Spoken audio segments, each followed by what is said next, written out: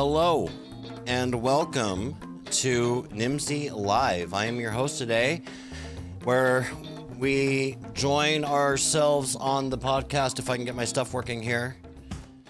There we go.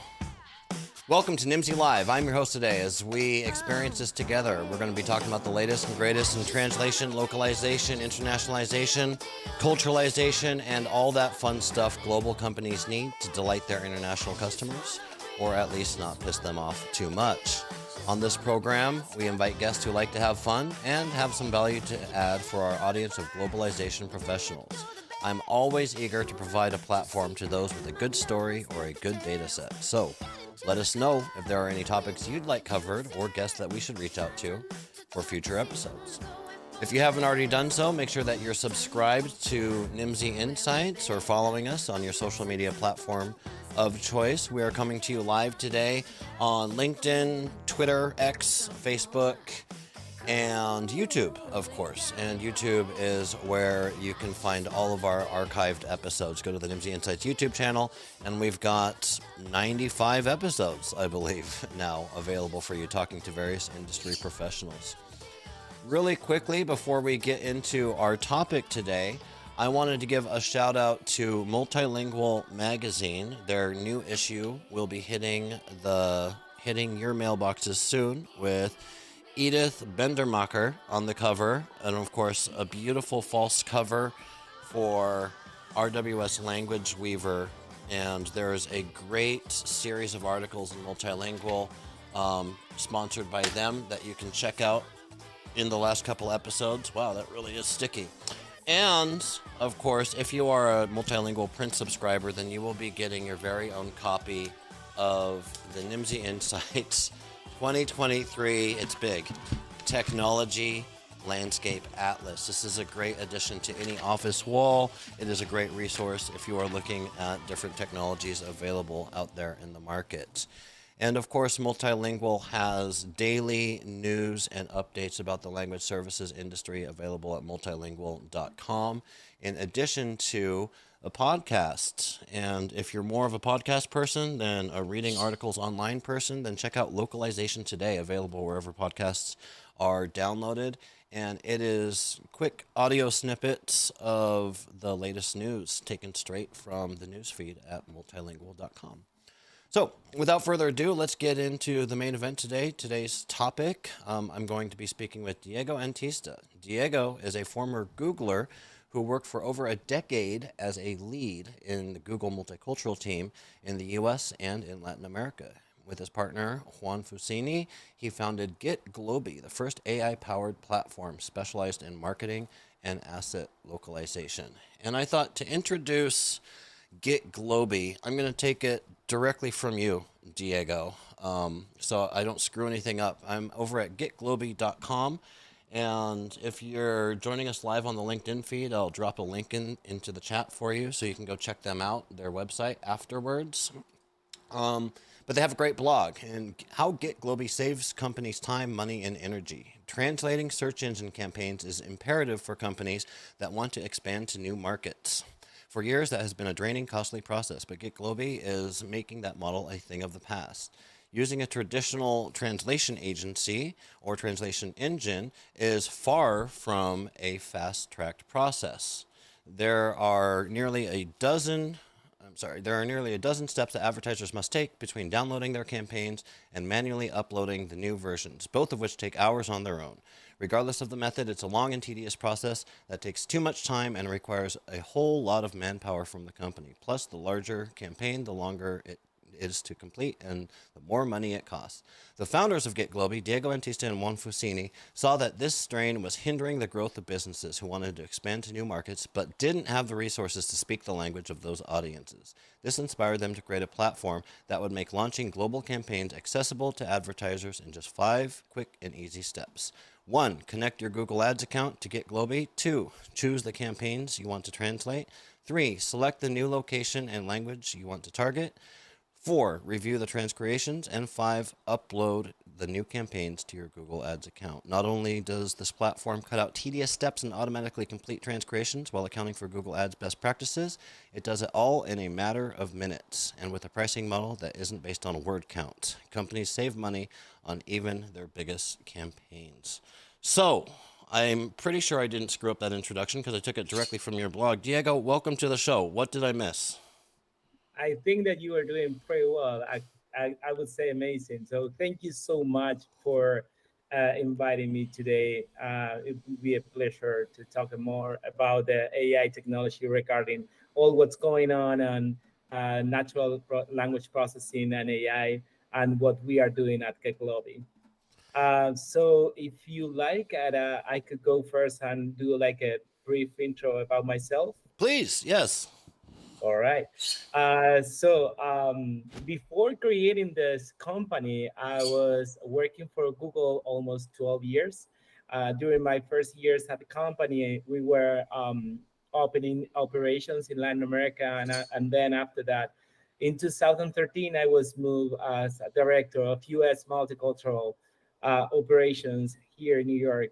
Um, Maybe you have, or many of you don't have any idea what is Google Multicultural, but it was a division that it was fully dedicated to activate any advertiser or campaign in the US that it was not in English.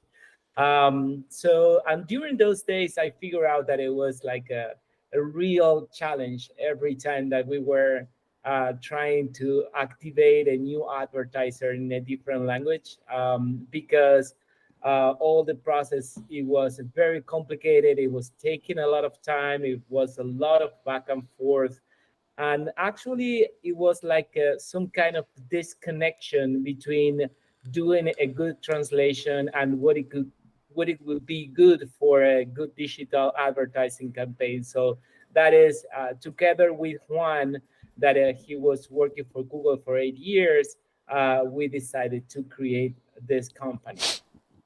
Well, it sounds like you. So, and this is great coming from the client side, coming from Google. I know you guys are, because I've done some work with Google in the past, and Google is all about supporting their advertisers, right? Because and that's their revenue stream. Those are their customers, their clients, Mhm. essentially. And I've had conversations with folks, either at Google or ex-Googlers, that they will bend over backwards to help people localize their ads campaigns because it's something that a lot of marketing agencies just don't understand themselves, Mhm. right? Mhm. So you recognized an opportunity and you and your co-founder founded GetGloby to kind of streamline this process and make it a little bit more palatable, I would say, for advertisers. And I know localization is not cheap using Mhm. traditional methods, right? It's not cheap and it's complex, and especially when you're talking about ads and stuff like that, we're talking about SEO localization, keywords, and stuff like that. So the cost can get up there pretty quickly. Transcreation is another thing I want to talk to you about. So Mhm. tell us a little bit about your experience now post Google with GetGloby, and what is it that you're focusing on? Is it just Google Ads? Is it all sorts of different content? Who are your customers? Yeah, of course. But before talking about the clients, I would like to share what it was the experience in the process of what we call right now transcreation. Um, we at the during the early days, and I mean, we decided to create this company in February 2020, and so a month before COVID. Maybe it was not the right timing, but I think that no one's knows about something like that could happen, and so it was very challenging during those days to getting together the teams and start, having a new company, and especially with a new technology that it was not dedicated for this, because of course that it's already existing a lot of translators that they are working, and they were working with AI, but then no one of them was fully dedicated to understand what is digital advertising. So during the early days at GetGloby, what we did is we were getting the translation from any of the very well-known source, that it could be Google Translator or Azure or DeepL, and then working on top of that to make sure that the campaigns are going to be working, doing some campaign adaptations. Then we figured out that that was not a good idea. When we were testing the campaigns, those campaigns were not working. And so we go back to basics, trying to figure out what's going on. I mean, why this is not working. So then we were testing those campaigns with native translators to check if it was an issue in the quality of the translation. But that was not the issue. I mean, in terms of the quality of the translation was not so bad. It was all around like a 90% of accuracy, that it was pretty good. Well, But then, and you're touching on something, what is quality, right? And I was just having this conversation with some folks, some clients this morning, especially in the world of AI, right? Especially in the world of transcreation. We've been using the same metrics to measure quality. I mean, we've iterated on it. Don't get me wrong. We've improved it. mhm, Technology has improved, but really, we've been using the same metrics to measure quality of language for decades. And I think there's a strong case to be made that those metrics are no longer sufficient for the goals that, especially when it comes to marketing content, for the yeah, goals that people want to reach. LQA scores are important. Don't get me wrong. Don't yell at me in the chat. LQA. There's a time and place for LQA, and it's still important, but it's not sufficient, I would say, in and of yeah. itself. Definitely, I totally agree with you, and that is exactly what happened. So, my friend and co-founder, he had a tremendous idea. I said, everyone is having like different point of views at the time to be, measuring the quality of, a good translation. But at the end of the day, what we are doing here is creating a campaign that should be running on digital advertising. So let's use digital advertising KPIs. So of course we started with Google because it's something that is, half of my heart. So and I said, okay, let's use some metrics like quality score. Just to give you a quick, what is that? Quality score is saying absolutely transparently, Google is gonna sending like a specific rating about what is the quality of your ad. And that is regarding the quality, is not about the quality on the translation. It's actually considering things like, are you including the word that is on the destination landing page? Are you having like a call to action on this ad? Yep. It's that very it's already getting some clicks, so the CDR is good or not. So we figured out that that was a great metric to start measuring the quality of what we were doing. And of course, it was not related with the quality of the translation, because all the native translators that they were creating new ads, they were not getting good quality score either. So we started doing some deep research, what the things we need to do, and we figured that the the number of the length of the phrase was very important.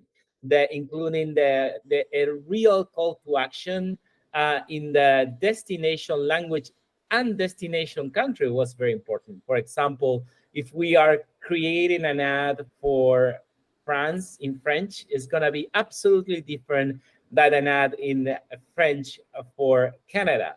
And those are the kind of the things. Yeah. How so? I have so many questions, but how so? Give us some examples, right?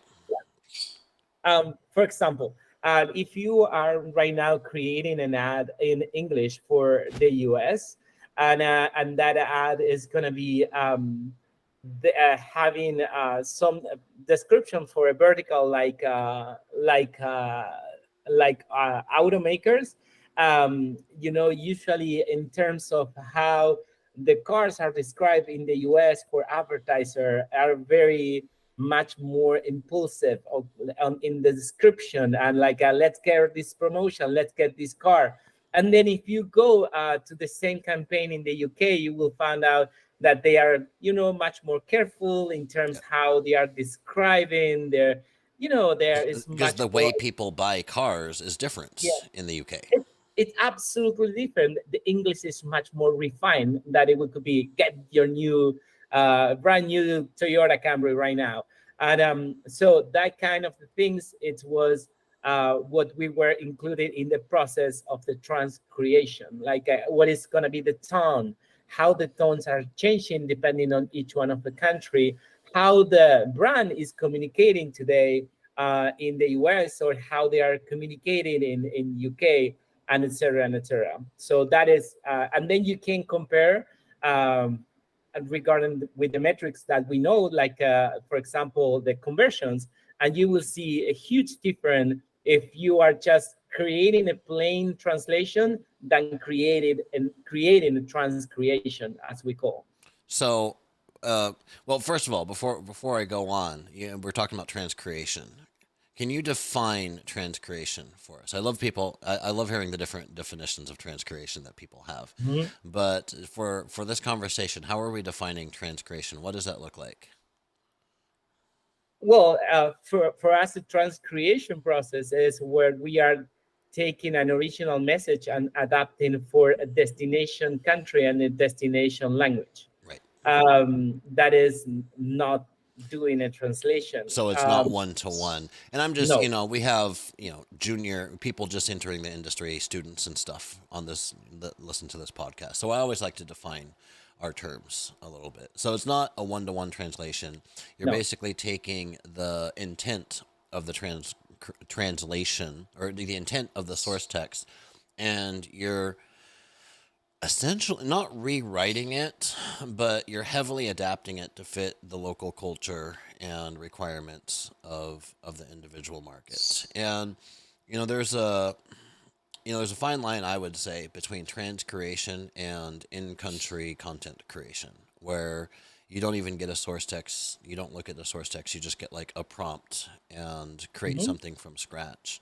But wherever you want to draw that line, people have different disagreements over where to draw that line, but wherever you want to draw that line, the whole point is the source text isn't going to work in that market, even if you translate it. So what can we do differently about Yeah. transcreation?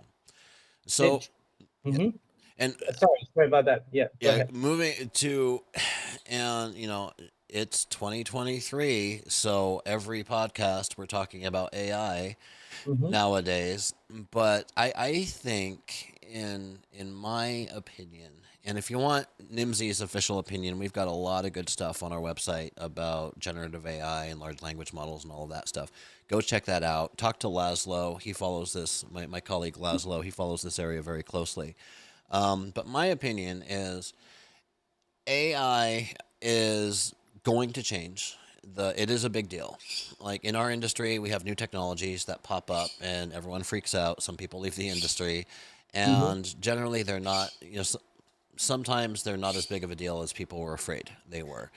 I feel that with the advancements happening in AI, and we're going to keep seeing those advancements happening at an accelerated pace, this is a big deal for our industry because it's all about language, and our industry is all about languages.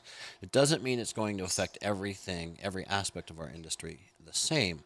And the two areas where I'm really keeping my eye on is one in quality assurance, quality control. There's been some really interesting pilots out there using AI for, post editing, quality, machine translation, quality output, and quality checks and such like that. And the second area is with transcreation, because anyone who's played around with the trial version of ChatGPT realizes it can write pretty good content, especially marketing content. Hmm. And if it can write pretty good content in English, why can't it write pretty good content in French, in German, in Spanish, right? And one of my predictions is we're going to see, instead of people working a lot to create the perfect English marketing campaign and then translating it into 10 languages, we're going to be seeing people working smarter using generative AI to develop an English marketing campaign and then telling the AI, okay, now do the same for the French market now do the same for the Quebec market, right? Mhm. And they're going to be different. So that's just kind of my take on this. But I want to hear your take. How AI is transforming the space. Yeah, I absolutely agree with you. And actually, I would like to go a little, deep on that point. Like, many of the players that they are working today in the industry, they are very worried about what is going to be the future. I mean, what is going to be happening with all the translation agency, or if I'm a translator, what is going to be my job in the next 6 months? I'm not talking about 5 years. I'm talking about Yeah, now. true. So what I figure is number one, and this is our small point of view, because we are working basically with global clients and global holding agencies. So what we are figuring out that right now, that the cost with AI is going down dramatically, is not that everyone who is working on this industry is getting they are getting more more tasks, they are getting more requests. Yep. And why that was happening, because basically before all this technology, it was very expensive to activate a campaign in different language. Yep. It's very, very expensive. So that was an on my humble point of view, during my days at Google, many of the top advertisers in the US, they were not activating a campaign in US, in Spanish in the US. And there's 80 million of US Hispanics in this country. Hmm. They were not activating, because if you have a campaign, let's say, in, I don't know, let's use one carrier, T-Mobile, they might be having maybe 400,000 lines to be translated just from one campaign, and maybe more than 800 campaigns. You could imagine what it will be the cost if they need to do that Yep. with a human translator, and it will be the back and forth of this process is going to be taking more than 90 days. When you finish the process, the campaign is gone. I Yeah. mean, is Christmas is over. Yeah. So, but actually, with all this new technology happening, not only GetGloby, some other friends and player which are doing basically something like that. Um, it's expanding the opportunities, and now clients of us, they say, hey, so now I don't have this insane cost, so I will be activating not 2 countries, I'm going to be activating 36 countries. So now I could be activating another global client, they said, now I could be activated the 40 different language, that if I want to go to India, it's Mhm. not dialects, 40 languages. Yep. So, and those kind of things. And what happened, then you have a lot of type of clients, those clients that they are fine with the AI, and they are no more than 60-70% of the whole clients. Then you have all the other clients, especially those on the everyday, like a automaker, or very well known like Gucci.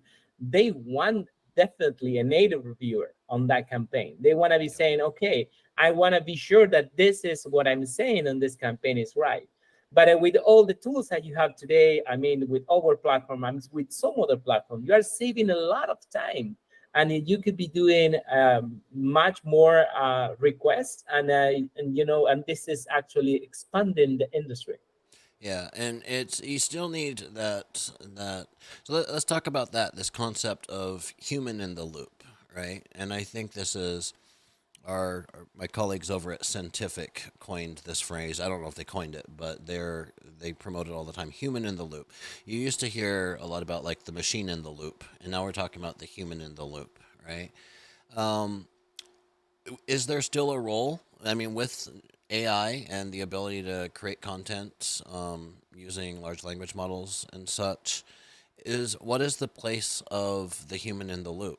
If we're not utilizing translators anymore, then what does that role of the linguist look like 5 years from now? Okay, this is, of course, this is going to be my point of view.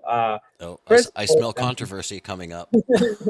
I love it. first of all, I think all what is going on regarding AI is just starting. Okay, and Mm-hmm. you can see now it's a lot of happening on in many different verticals or business that are actually truly affecting on the everyday. But if you think the number one that is going very fast is regarding all what we are doing in terms of languages, and why that is happening, because that is the number one roadblocker when we want to communicate, between us. Even for me, that I'm not a native from this amazing country, and this English is my second language. Even for me, is that it's not easy when you want to be doing a presentation in a different language, and you need to think twice. Yep. And so now having this kind of technology, and it's unlocking a lot of opportunities. Going back to your specific question, and what is going to happen from now on, that what we are expecting is going to be different divisions happening on NLP, natural language processing. So, of course, one of the our sub-vertical, let's say like that, is digital marketing advertising. Okay, that is one of the things. We are expecting that NLP, or natural language processing, is going to be affecting different, all banking and finance systems. So it's going to be companies dedicating for NLP for that, and for this, and for that, and for each one of the publishing industry. The publishing industry will be definitely changing a lot. Think about like any kind of content or any kind of movie, you could be check it in your original language, very easy in a couple of years. So is this gonna be changing the whole industry? Yes, but is this gonna make the industry disappear? Not at all. I think that this is gonna be creating a lot of opportunities. And let's think what happened in the past. I mean, with it, everyone was saying this technology is gonna be making the whole industry disappear, and actually that was creating more value and creating more job at the end of the day. That Yeah. was happening with technology. Yeah, and it goes back to the old saying. I don't know where this saying originally came from, but you're not going to be replaced by a machine. You're going to be replaced by the person sitting next to you who uses the machines, right? So Exactly. it's kind of like adapt or die type of situation going on. Well, maybe that's a little bit dramatic. It's not adapt or die, but adapt or find a new career path. Yeah. Perhaps would be the better analogy. I think that yes, that definitely this adapt or find a new job. It's what I think is going to happen is going to be faster. All right, it's not that, let's see what happened in 5 years. Maybe something that we can check with some technology is maybe 10 or 15 years ago. Yeah. I would say what we are doing right now, for example, at GetGloby, the AI team, they are very young, and they are all the time proposing us changes every 2 weeks. So because they found out, new technologies and new applications, know every, for example, Google is, they are doing, some changes on the algorithm every 6 months, but Yeah. now we are talking about every 2 weeks Yeah, something. it used to be. I remember, not too long ago, even like 5, 10 years ago, it was there were like best practices for Google search engine optimization, and there were like all these little hacks that you can do. And nowadays, it's like no, they changed their algorithm too much. Just write good content. That's the best advice I can give someone for SEO: is write good content and be consistent about Write it. the original content, Or write and even original content, exactly. write original content. For example, if you want to be successful in right now, and then as on the publishing, and then one of the key things is keep creating original content. I mean, definitely with AI, the copy and paste era is dead. Sure, sure. Uh, Well, and it won't be long until there's engines out there that mhm, are developed to detect which content is written by AI and which content is written by a human. I mean, mhm. that's my prediction. But I want to go to chat here, and there's a question. I know your expertise, Diego, is in the ad space, being an ex-Googler and everything. But in terms of AI, Erica Hames asked, why aren't we talking about content validation? For example, maps, graphics, photography, accessibility, compliance, etc. Do you see this as a potential application for AI? Yeah, definitely. Actually what Erica was mentioning is aligned with what I was saying before. It's like for now we are just like opening like the Pandora box. Yeah. So and now we are, for example, we are the first one doing the creating this platform on digital advertising. But then definitely, and I know some companies, actually already working on maps in Israel, and then and the same with it's gonna be happening the same with each one of the categories that she was mentioning. Yeah. Yeah, it's going to be happening. And the categories she's mentioning are, I would say, risky categories to Hmm. test new technologies on. Anytime someone talks about maps, and I shudder because there's just so much trouble you can get into with maps. I was just learning last night. I was hearing about how is it Microsoft? No, it was somebody, but I mean, there's some people that got arrested, I think, in Turkey because the maps in their software recognize some territory. I should really look up my facts before I say stuff on live Yeah. episodes. But Mhm. there's just so much potential to go wrong when you're talking about maps. Compliance, accessibility, anything where there's standards or regulatory bodies enforcing it, I see it as a potential risk at this time Mhm. until before the engines are specifically trained for these things. But using generic models that are out there, it can be risky because there's this phenomenon of hallucination, right, that happens with Exactly. AI. And that can be really, and there's already some great case studies out there with like lawyers trying to use ChatGPT, and the AI just hallucinates a bunch of laws and stuff. So you got to be careful out there. You got to make sure that you're talking to someone who knows what they're doing when it comes Mhm. to AI, because AI has been around for a while. To your point you were making earlier, it's been around forever, but Mhm. everyone's just started talking about it in the last 6 months because it's becoming accessible now. That's Mhm. the difference. Is before AI was the domain of PhD nerds making a lot of money and working on very specific use cases. And nowadays, it's getting to the point where we have multiple engines, multiple models to choose from, and we can connect to those and start playing around and building our own little sandboxes. So it's just becoming more accessible.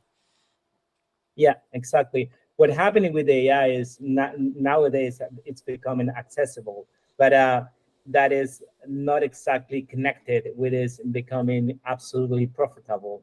And then is that is of course except for the number one or number two companies, but then you need to figure out what is going to be exactly your model at the time that you're going to be using AI.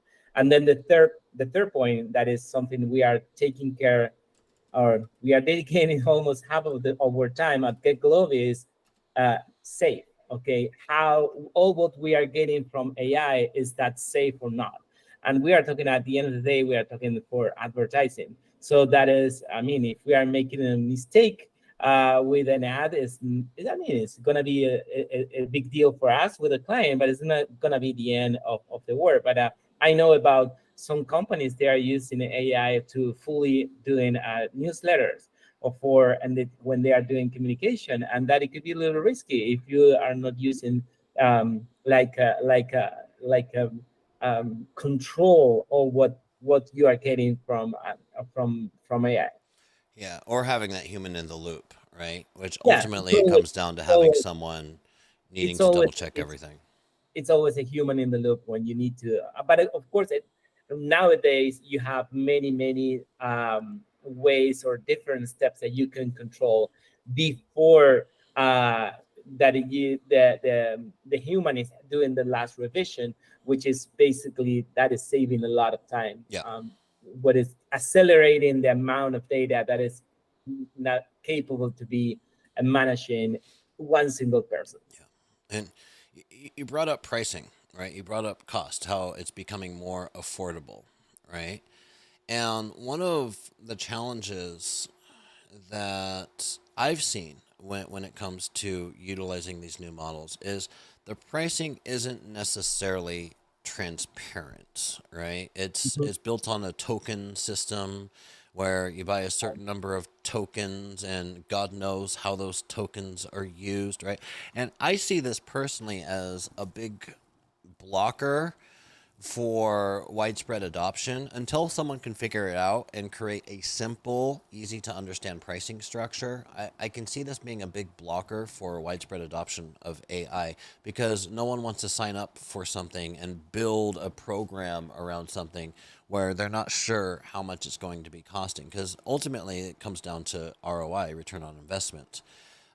What are your predictions when it comes to how the costing structure, that side of the equation, will evolve over time? Because I don't think it's settled yet. I think it hasn't reached its final form.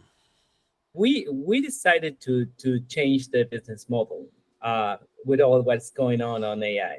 Well, we As, read about that. It's like yeah, not per word rate, and that's like, oh, like a lot of people love to hear that because there's a lot of people in this industry that think that the per word model is a stupid way of charging for localization. And frankly, I'm one of them, right?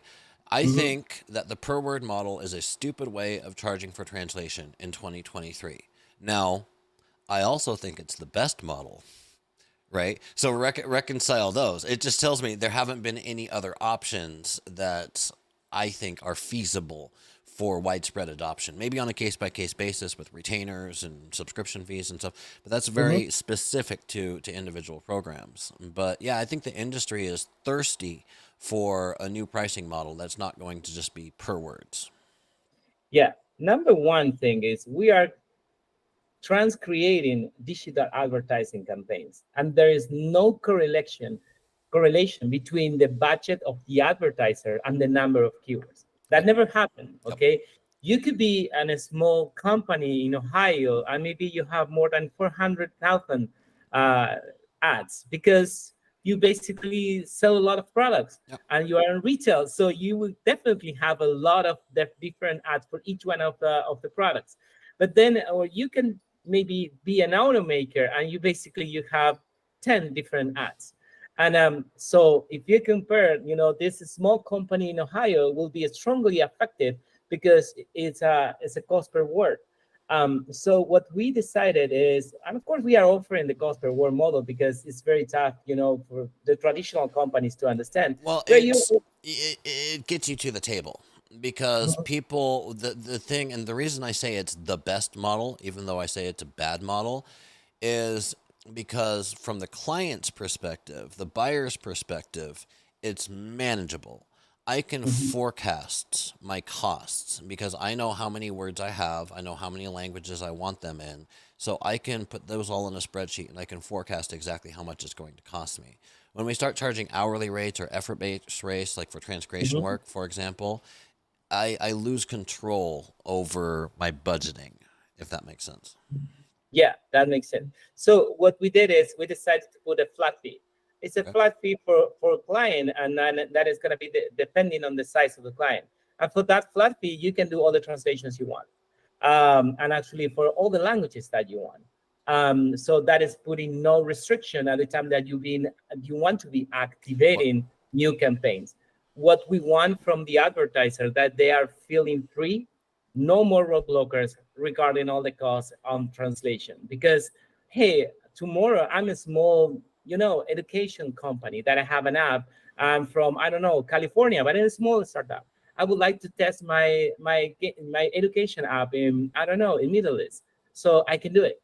It's not all what's going on around the languages. It was like a huge restriction. I saw that in the past, to activate, especially for small companies. And I think, at the end of the day, language shouldn't be a barrier for activating, Or for the giving cost of opportunity. language shouldn't be a Yeah, barrier, because right? shouldn't be a barrier for that. So how we are solving that internally? I was Um, gonna say that this sounds too good to be true, Diego. yeah, I'm yeah, sorry. Like all the yeah, translations I want for a flat fee. What's the catch? yeah. Yeah. Okay. The catch here is, every time that you are doing a translation and you are using AI, in the back, it's going to be different cost. And of course, that cost is not related, it's, with a cost per word translation. Mm. It's going to be with a computational transactions behind, and how many information you are exchanging with different platforms. I mean, it could be with we are using more than 65 different platforms to creating the best AI translation as we can on digital advertising, but it could be, and that is changing a lot the cost. But what we create is, okay, we calculate that it shouldn't be more than 10% of our cost, and then on top of that is all the margin that we can get. Okay. Because even in those cases that those advertisers are very, and we have those cases, is, I don't know, for example, we have one online travel agency. They are, like Expedia, and they are, changing campaigns every day. Yeah. So they are very heavy user. Even in that case, they are translating or creating or transcreating new campaigns all the time, but it's not there. They have, with our technology, they have to do it everything from scratch. Yeah.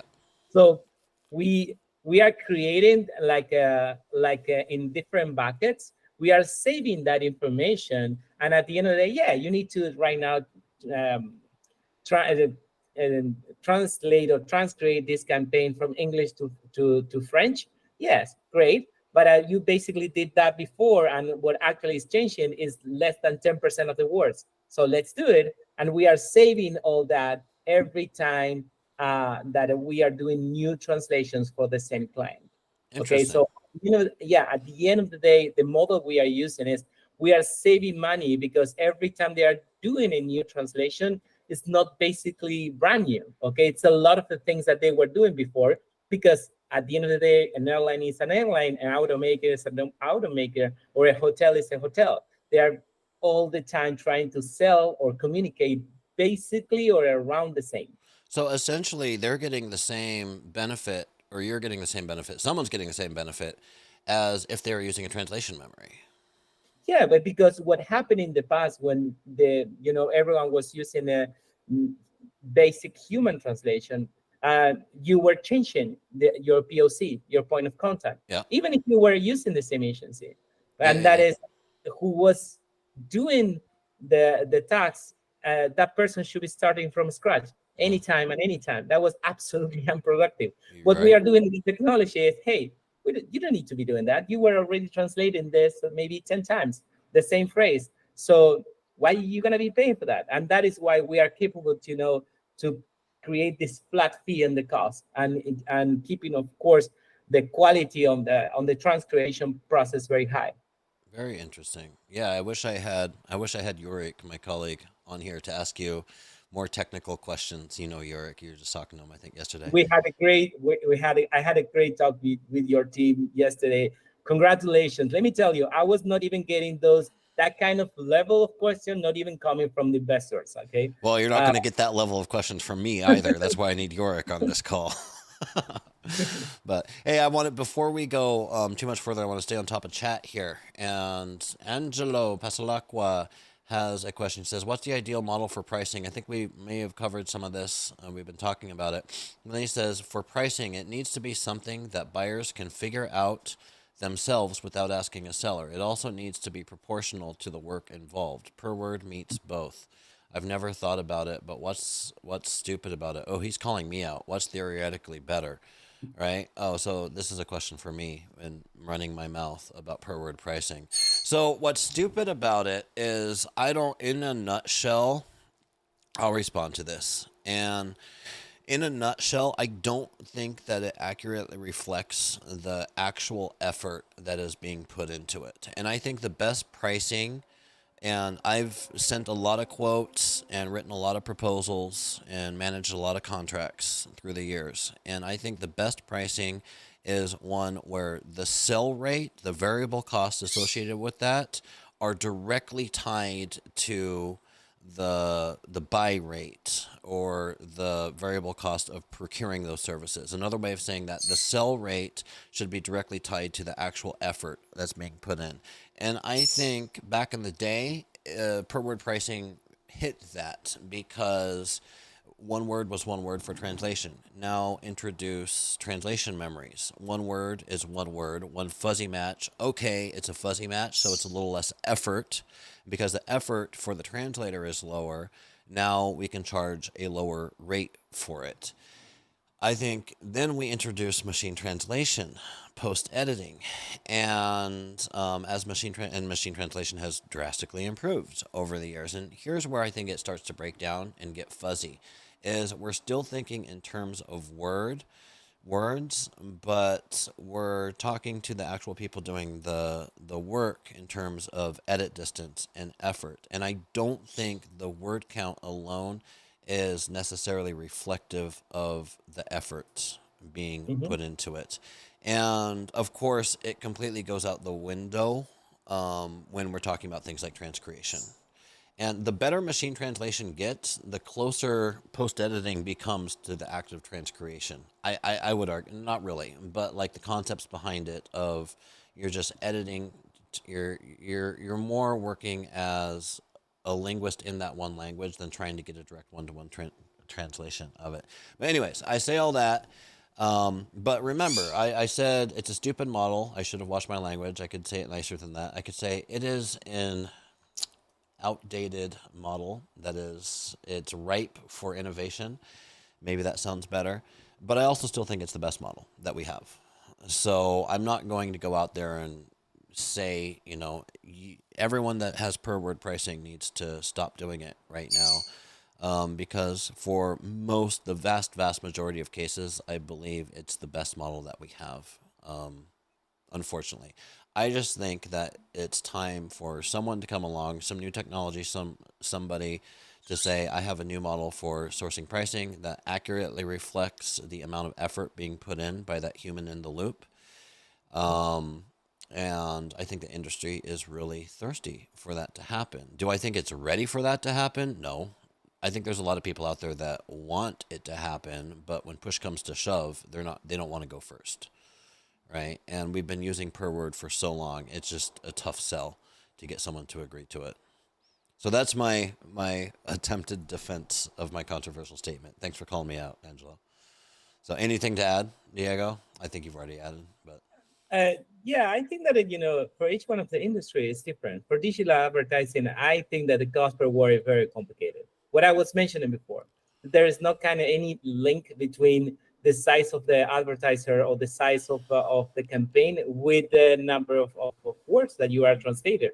And so, but then for if you are a publishing company, I think that still cost per word works. So it is depending what actually is what you need to do in terms of transcreation process. yeah, Sorry, I'm not going to be using translation anymore. It's going to be transcreation for. transcreation.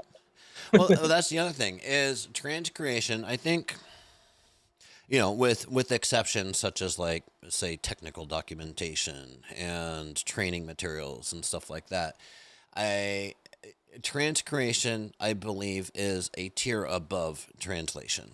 And I think I could make a very general statement, which is to say that if localization departments at global companies, large global brands, could afford it and there was time for it, then everything would be transcreated rather than just translated. If we could remove the complexities and remove the costs, then they would have completely custom websites in every market they're operating in, rather than just mirror images of their English website, right? The reason they don't is because it's time intensive and it's cost intensive, right? They don't want to launch their global websites 2 months after their English website. They don't want to pay for transcreation every time a string is updated in their product. They don't want to pay for transcreation on that. They Mhm. just want to run it through a translation memory and pay a fuzzy rate on it. Now, so if my general statement is accepted, and there's lots of arguments why it shouldn't be accepted, but if you Mhm. accept that general statement that transcreation is better than translation and people would prefer to be using transcreation over translation, and if we can remove those blockers of cost, time, and effort Mm-hmm. through the use of technology, through the use of artificial intelligence, then what's to say that 5 years from now we're in a world where translation is only used for technical documentation and everything else is being transcreated, right? Because it's the same cost, if not cheaper, than Mm-hmm. providing one-to-one translation. So that's my. I'm not a futurist, but if I Mm-hmm. were, I would say I could envision a world like that. Yeah, actually, all what is the traditional translation technology is gonna be continue getting better and better, Yep. and the cost is gonna be going down and down. I mean, it was happening like that all the time. What is regarding IT technology? So, what we can say that from this side, from an IT company, is like in terms of what is going from A to B, that is very straightforward. That is definitely gonna be getting better and better through AI. And what Yep. is creating and putting, a human brain in the middle that is, much more related with transcreation it's gonna be getting much more complex and much more, valuable and expensive. Valuable. Yes. Yeah. And what we've seen with machine translation is, when machine translation entered the scene and started getting better, people thought, oh, it's going to replace translators and they're not going to use translators anymore. And one thing that we've actually seen is translators still have jobs. And it's not that people are replacing translators with machine translation, but they're choosing to translate more.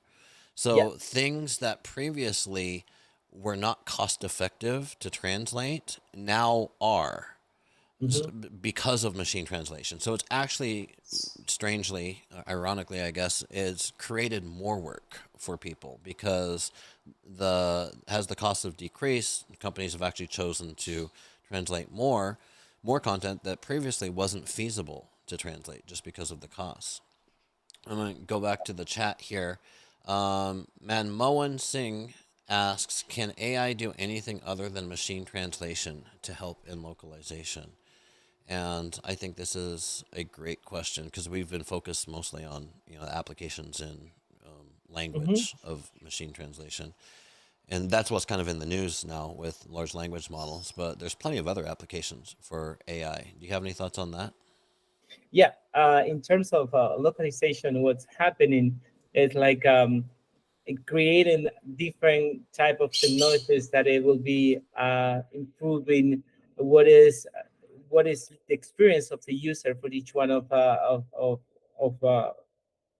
the usage of the technology. So it's so many different aspects right now that it's gonna be covered through different models of NLP. That in terms of localization, what we are, it's like an explosion as it was happening with NLP maybe 3 or 4 years ago. Um, Maybe right now you are hearing about uh, look at translation because everything is happening with the open AI right and with AI right now. But actually, all what is the technology on the back that was already um, uh, been developed like more than 3 or 5 years ago. Yep.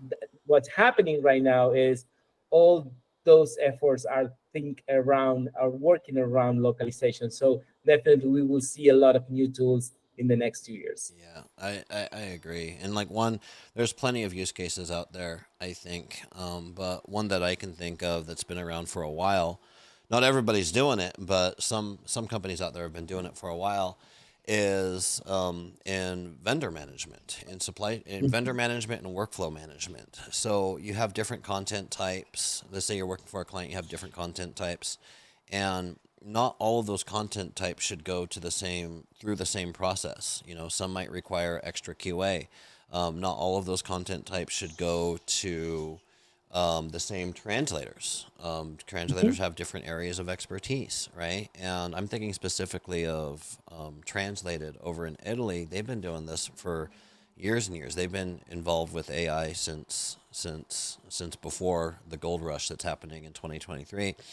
And one of the biggest applications they've used it for is basically using it to analyze the content. When they get a request, they analyze the content using AI, and then they search their database for the best translator to send it to based upon the content type and all of that stuff. And all of that stuff happens without human interaction, which is great, because back when I was a project manager, I'd get a source text, I'd read it, I'd try to understand what it's about, and then I'd use my best judgment to pick the translator that was going to work on it.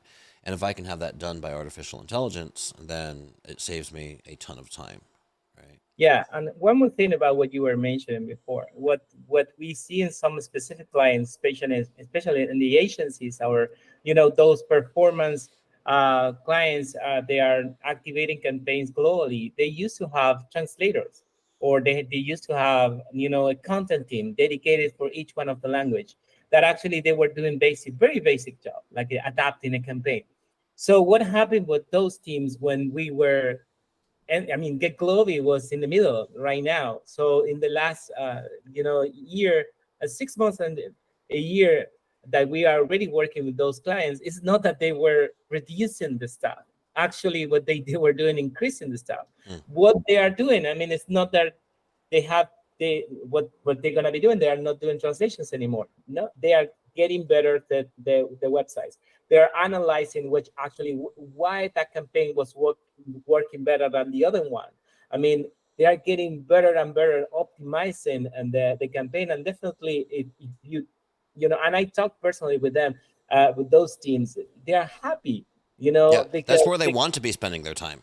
They don't want to be spending their time managing handoffs and in the weeds and stuff. They want that taken care of so that they can think strategically and be making the strategic decisions that are going to lead to a better outcome in their local markets. Yeah, definitely. Agree. Well, I'm looking at the clock here, and man, this hour has flown by, Diego. Any closing sentiments for us before I start wrapping us up today? First of all, I would like to thank you for this. I mean, I think it's a great space to discuss all what's going on in AI and then language and all the changes. And I think I'm very lucky, first of all, after working for so many years for such a great company like Google, to be involved in this industry. To be honest, when we started together with Juan creating GetGloby, and we were sharing with the initial investors about the future of, I don't know, mentioning GPT, they were even saying, "What is that?" Okay, and I think we were lucky that what's happening right now in this industry. So what I will say to encourage everyone who is working on this, that at the end of the day we are working in the future. So it's gonna be great. That's great. Yeah, right time, right place. It's an exciting time to be in this industry. Well, yeah, thank you very much for joining us. I will take us out here. Ladies, gentlemen, chat, we are out of time for today. If you enjoyed this Nimdzi Live experience, and join us next time on Monday. It looks like Monday at 3 o'clock PST. We're talking about shifting the mindset with Sasan Banava, which will be a very interesting guest to talk to. So go sign up for that now on our LinkedIn page, and go to Nimdzi's LinkedIn, go to the events, and just click attend to save your spot. I appreciate our guest today, Diego. I appreciate my colleagues here at Nimdzi Insights doing all the hard work so I can have these fun conversations. I appreciate everyone in our industry who fills out Nimdzi surveys and schedules briefings with our analysts so that we can include you in our published industry research. And finally, I appreciate you, the audience in chat, who are joining us live today. All of the dialogue, comments, questions, and especially criticisms, Angelo. And I look forward to next time. Cheers.